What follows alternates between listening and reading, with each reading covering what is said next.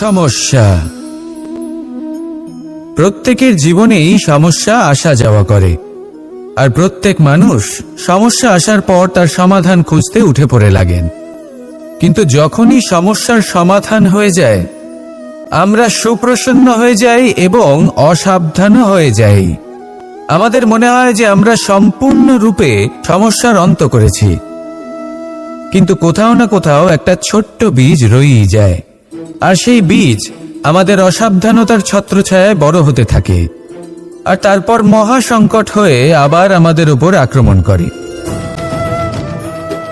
এই সংকট যে কোনো রূপে আসতে পারে, কোনো শত্রুর রূপেও আসতে পারে, বা কোনো মহামারীর রূপেও আসতে পারে। সেই জন্য সবসময় সাবধান থাকাই উচিত, কারণ অসাবধান হলে কি হয়, আমাদের সুরক্ষা চক্রে একটা ছেদ উৎপন্ন হয়, আর আমাদের শেষ করতে পারে এমন এক বাণ সেই ছেদ বিন্দু হয়ে আমাদের হৃদয়ে প্রবেশ করতে পারে। তাই যে কোনো সমস্যার সমাধান করুন, জয়ী হন, উৎসব পালন করুন, কিন্তু সাবধানে থাকবেন। আসুন আর আমার সাথে ভালোবেসে বলুন, রাধা রাধা। কর্ম, ধর্ম আর কর্তব্য, এই তিনটি একে অপরের সাথে জড়িত, আর অনেক সময় এই তিনটি পালন করতে করতে আমাদের সেই ব্যক্তির সামনে গিয়ে দাঁড়াতে হয়, তার বিরুদ্ধেই যেতে হয়, যাকে আমরা সব থেকে বেশি ভালোবাসি। কিন্তু সেইখানে এই যুদ্ধ কোনো ব্যক্তিগত যুদ্ধ থাকে না, এ হলো কর্ম, ধর্ম আর কর্তব্যের যুদ্ধ। এটা সরল নয়, অত্যন্ত কঠিন হয় তার সম্মুখীন হওয়া যাকে আমরা সব থেকে বেশি সম্মান করি। কিন্তু আমাদের তো আমাদের ধর্মের পথে চলতেই হবে, কারণ আমরা কর্মবদ্ধ, কর্তব্যবদ্ধ, আর এটাই করা উচিত। শুধু এটুকু মনে রাখবেন, যদি আপনার উদ্দেশ্য শুভ হয়, আপনার ভাবনা শুভ হয়, আপনি যদি কর্ম, ধর্ম আর কর্তব্যের পথে অগ্রসর হন, তাহলে এই প্রক্রিয়াতে যদি আপনাকে আপনার আরাধ্যেরও সামনে দাঁড়াতে হয়, তাহলেও আপনার কোনো ক্ষতি হবে না। তাহলে আসুন আর আমার সাথে ভালোবেসে বলুন, রাধা রাধা। মানুষের কোন বিষয়ে অহংকার থাকে? সময়, ক্ষমতা, শরীর আর সম্পত্তি। আর এই চারটেই সর্বদা সঙ্গে থাকে না। কি বিচিত্র ব্যাপার! আপনি নিজেই দেখুন, সময় আজ ভালো হলেও কাল অবশ্যই খারাপ হতে পারে। ক্ষমতা আজ আপনার থাকলেও কাল তা নাও থাকতে পারে। এই শরীরটা তো নশ্বরই বটে। যত আপনি বার্ধক্যের দিকে অগ্রসর হবেন, দুর্বল হতে থাকবেন, সৌন্দর্য ক্ষীণ হতে থাকবে। আর সম্পত্তি আজ আপনার, কাল অন্য কারোর হয়ে যাবে। আর এই সমস্ত নশ্বর জিনিসে মন কেন্দ্রীভূত করতে করতে ব্যক্তি ভুলে যান সেই বিষয়গুলি যা সর্বদা আপনার সাথে থাকবে, আপনার ঢাল হবে, আপনার সম্বল হয়ে থাকবে। আর তা হল আপনার স্বভাব, বুদ্ধি, সৎসঙ্গ আর খাঁটি সম্পর্ক। নিজের স্বভাব শীতল রাখুন, কর্মে বুদ্ধির পরিচয় দিন, সর্বদা ভালো মানুষের সাথে সময় কাটান, আর খাঁটি সম্পর্ক সর্বদা পালন করুন। জীবনে সর্বদা সুখী হবেন। রাধা রাধা। আমরা কর্ম করি, আর সেই কর্ম অনুসারে আমাদের তার ফল প্রাপ্ত হয়। এখন এই কর্ম আরো শ্রেষ্ঠ হতে থাকে, আমরা আরো প্রেরিত হতে থাকি। তার জন্য আমরা বড় বড় জ্ঞানীদের থেকে প্রভাবশালী, প্রেরণাদায়ক ব্যক্তির সাথে দেখা করার চেষ্টা করি, দেখা করিও। নিজের কর্মের বিষয়ে বিচার করি, আলোচনা করি, তাই তো? কারণ আমাদের কাজ দেখে তাতে বিশেষ মতামত সামনে থাকা ব্যক্তি দিতে পারে, কিন্তু এই পুরো চক্রতে সংসারের সব থেকে গুরুত্বপূর্ণ ব্যক্তির সাথে কথা বলতে আমরা ভুলেই যাই। আপনি কি জানেন সংসারের সব থেকে গুরুত্বপূর্ণ ব্যক্তি কে? স্বয়ং আপনি। হ্যাঁ, আপনি সে। আপনি জীবিত আছেন, তাই এই সংসার জীবিত আছে। আপনি হলেন আপনার সমস্ত কর্মের কেন্দ্র। তাই এবার থেকে প্রতিদিন একটু সময় নিজের জন্য বের করে নিজের সাথে কথা বলুন। নিজেকে বুঝুন, নিজের কর্মকে বুঝুন। কিছু প্রশ্ন আসবে, কিছুর উত্তর পাবেন। আরো কিছু প্রশ্ন আসবে যার উত্তর আপনি অবশ্যই পাবেন, কিন্তু এটা করবেন অবশ্যই, নয়তো আপনি এই সংসারের সব থেকে গুরুত্বপূর্ণ ব্যক্তির সাথে দেখা করার সুযোগই হারিয়ে ফেলবেন। এবার বলুন, আপনি কি এরকম চাইবেন? রাধা রাধা, প্রেম, ঘৃণা,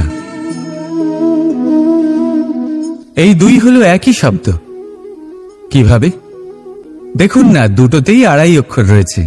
দুটোই হলো সেই অনুভূতি যা আমাদের মনের সাথে জড়িত, আর এই দুই অনুভূতির সাথেই জড়িত মানুষ আমাদের জন্য গুরুত্বপূর্ণ।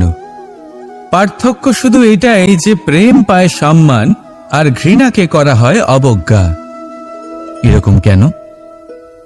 কারণ প্রেম হলো সেই অনুভূতি যেখানে মানুষ সব কিছু দিয়ে দিতে চায়, সব কিছু লুটিয়ে দিতে চায়।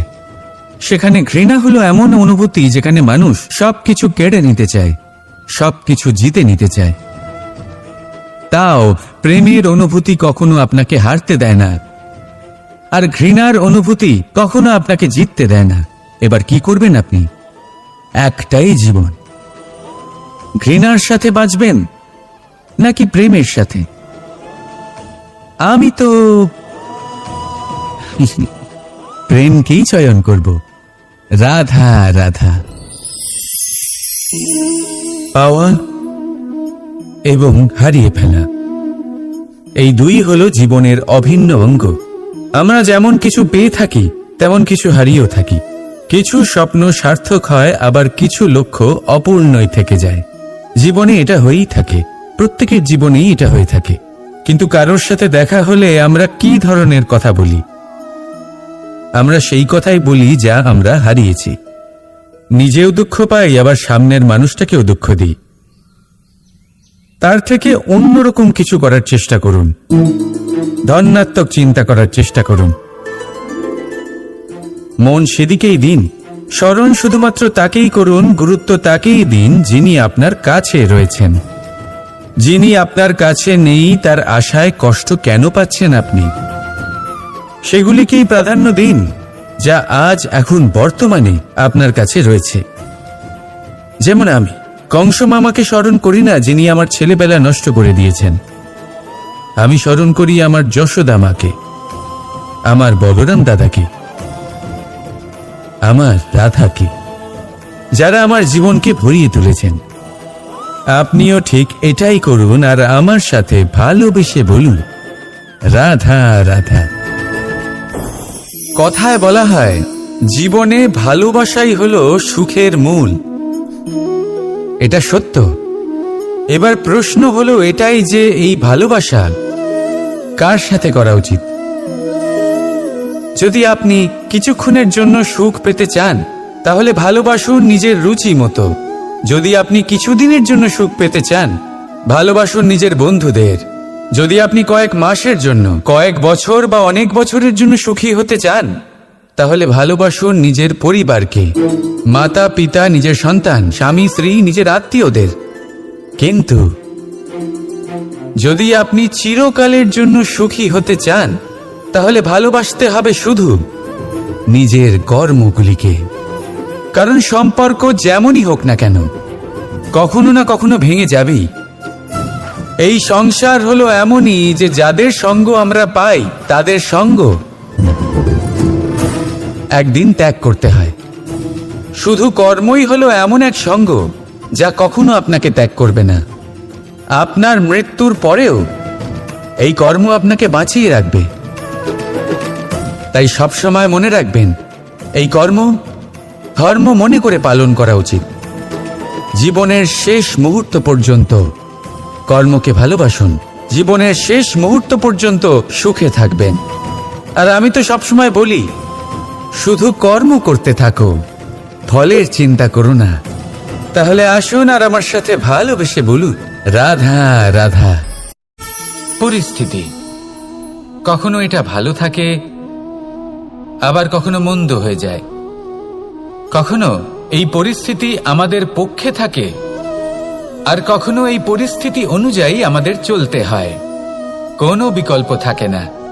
কিন্তু যখনই এই পরিস্থিতি খারাপ হয়ে যায়, তখন কি করা উচিত সেই প্রশ্ন মনে জেগে ওঠে। পরিস্থিতি যখন প্রতিকূল হয়, তখন আমরা কিছু হারালে তা হারিয়ে ফেলি, ঠিক আছে, কিন্তু যা বাকি আছে সেটা আমরা আগলে রাখতে পারি। পরিস্থিতিকে সামলে রাখার চেষ্টা আমরা অবশ্যই করতে পারি, শুধু সেটুকুই আমাদের হাতে রয়েছে। কিন্তু এর থেকেও বড় সমস্যা আছে, অহংকার। কখন প্রবেশ করে আমরা জানতেও পারি না। এই অহংকার আপনাকে বুঝতেও দেবে না যে আপনি সত্যি কিছু হারিয়েছেন। আপনার কিছুই যাবে আসবে না। দেখতে গেলে আকাশের সূর্য নিজের প্রকাশ হারিয়ে ফেলে যখন অন্ধকার ঘনিয়ে আসে। তাহলে আমরা কে হই? ওনার সামনে তো কিছুই নই। এই অহংকার আমাদের দমন করতেই হবে। এটা বিশ্বাস করতে হবে যে এই সমগ্র সৃষ্টিতে আমরা শুধুমাত্র একটা কণা, তার থেকে বেশি আর কিছুই নয়। বিশ্বাস করতে হবে যে আমরা ততটাও বড় নই যে কখনোই কিছুই হারাবো না। এবার যেদিন এই জ্ঞান আপনি আত্মস্থ করে নিজের আচরণ পাল্টাবেন, মনে রাখবেন সেই দিনই অহংকারকে দমন করতে আপনি পথে অগ্রসর হয়ে পড়েছেন। এই অহংকারকে দমন করুন আর আমার সাথে ভালোবেসে বলুন, রাধা রাধা। তালা অনেক পুরনো একটা আবিষ্কার। যবে থেকে এই সংসারে বহুমূল্য বস্তু নির্মিত হয়েছে, তবে থেকেই এই তালা নির্মাণ হয়েছে। তবে থেকে এর ব্যবহার করা হয়েছে, যাতে উচিত সময় এলে পরে আমরা আমাদের বহুমূল্য জিনিসগুলো সুরক্ষিত রাখতে পারি এবং সময় এলে পরে বের করে সেগুলি ব্যবহার করতে পারি। এবার একটা গুরুত্বপূর্ণ তথ্য আছে যেটা জানা অত্যন্ত গুরুত্বপূর্ণ, এবং সেটা হলো যে একটা তালা নির্মাণের পূর্বে তা খোলার যন্ত্র অর্থাৎ তার চাবিটি নির্মাণ করা হয়, এবং এটাই জীবনের খুব বড় একটা শিক্ষা প্রদান করে যায়। আমাদের জীবনে যখনই কোনো সমস্যা আসে, তখন ভয়ভীত হওয়ার কোনো দরকার নেই, কারণ এই প্রকৃতি, এই ঈশ্বর এই সমস্যার সমাধান তথা এর চাবি আগে থেকেই নির্মাণ করে রেখে দিয়েছেন। শুধু দরকার হলো সেই সমস্যার ঊর্ধ্বে উঠে সেই সমাধান খুঁজে বের করা। মানুষ অনেক সময় সমস্যা দেখে ভীত হয়ে পড়েন, চিন্তিত হয়ে পড়েন, নিজের বিবেক হারিয়ে ফেলেন। আপনার শুধু এই মনকে শান্ত করা প্রয়োজন। এই শান্ত মনের সাথে এই সমস্যার নিবারণ খুঁজে নিতে হবে। তাই সমস্যা যতই তীব্র হোক না কেন, ভয় পাওয়ার কোনো প্রয়োজন নেই। পরম শান্ত মনে সমাধান খুঁজে বের করুন। আসুন আমার সাথে ভালোবেসে বলুন, রাধা রাধা। মানুষ বড়ই বিচিত্র প্রাণী। অধিক থেকে অধিকতর ধন লাভ করার চেষ্টায় নিজের শরীরকে নষ্ট করে ফেলেন, নিজের শক্তি হারিয়ে ফেলেন, নিজের সামর্থ্য হারিয়ে ফেলেন। আর যে ধন লাভ করেন সেটা কোথায় যায়? সেই শক্তি, সেই সামর্থ্যকে আবার ফিরে পাওয়ার জন্য। আর কিছু মানুষ জীবন এমনভাবে যাপন করেন যেন তা কখনোই শেষ হবে না, কিন্তু শেষ তো সবারই হবে। আর যখনই শেষটা কাছে চলে আসে, তখন মানুষ এটা বুঝতে পারেন যে সে জীবনকে উপভোগ করেননি। তার কারণটা কি? লালসা। এই লালসা জন্ম দেয় লোভকে, আর এই লোভ জন্ম দেয় আপনারই বিনাশকে।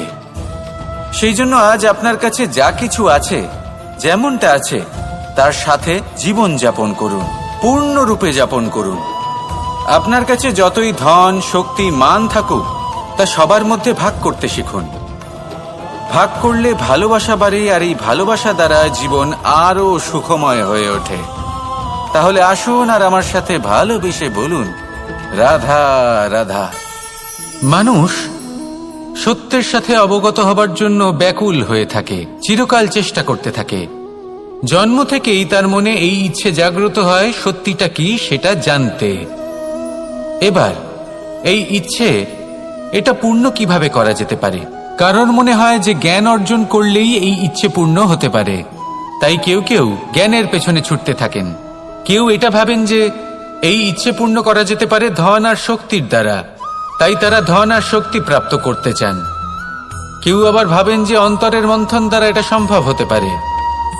এবার এটাও সত্যি যে মন্থন করলে অমৃত লাভও সম্ভব হতে পারে, কিন্তু তার জন্য এই মন্থন করার জন্য একটা উচিত দিকে অগ্রসর হওয়া প্রয়োজনীয়।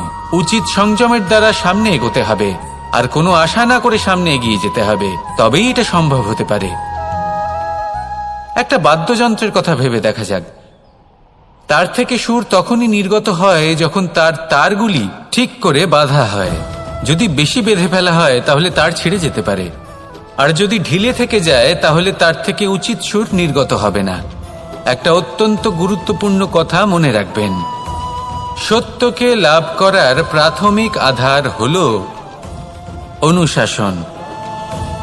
জীবনে এই অনুশাসন আনুন, সত্য আপনা আপনি আপনার কাছে চলে আসবে, আর এই মন প্রসন্ন হয়ে বলবে রাধা রাধা।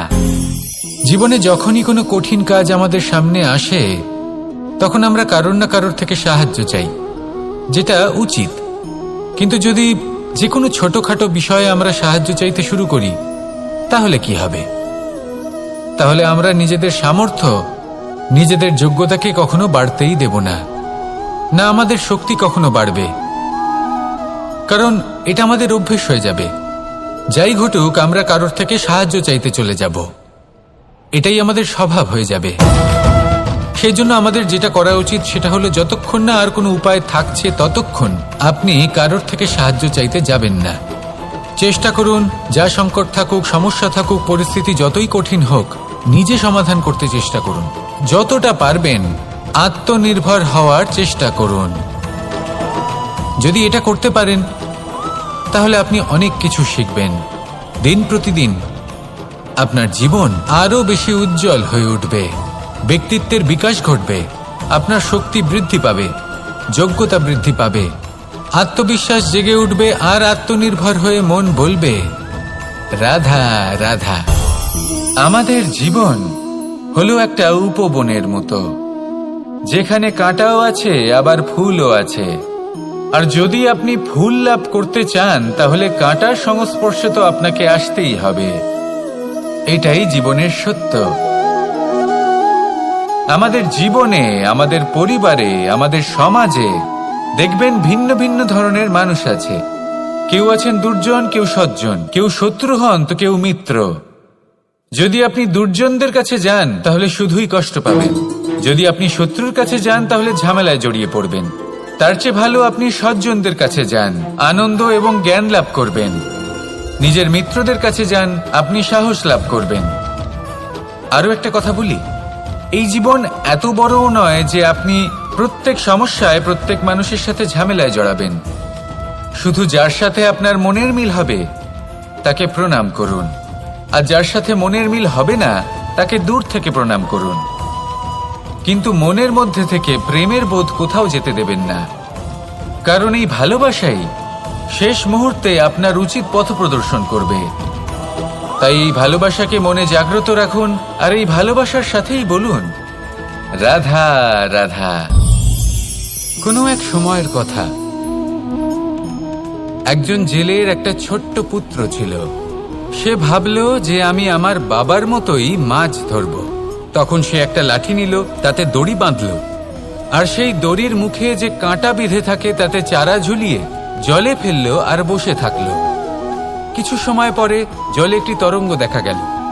ও বুঝতে পারল খুব বড় একটা মাছ ফাঁদে পড়েছে। ও বল প্রয়োগ করলো, সেটা টানার চেষ্টা করলো, মাছও বল প্রয়োগ করলো, আর শেষে যেটা হলো সেই দড়ি ছিঁড়ে গেল আর মাছ বেঁচে পালিয়ে গেল। দেখুন, ও অনেক চেষ্টা করলো কিন্তু অসফল হলো। কখনো অধিক বল প্রয়োগ করলো, আবার কখনো কম বল, কিন্তু কিছুতেই সফল হলো না। ও পঞ্চমবার প্রচেষ্টা করলো, না বেশি বল প্রয়োগ করলো না কম, ততটাই বল প্রয়োগ করলো যতটা পর্যাপ্ত, ঠিক ততটাই বল, যতটা বল সেই মাছ প্রয়োগ করলো। আর শেষ পর্যন্ত জীবনে প্রথমবার ও মাছ ধরতে সফল হলো। এবার এই কথার সারমর্ম কি? ভারসাম্য। এটাই হলো জীবনের সবথেকে বড় নিয়ম। আমাদের সবার জীবনে সমস্যা রয়েছে, কখনো মন দিয়ে ভেবে দেখবেন।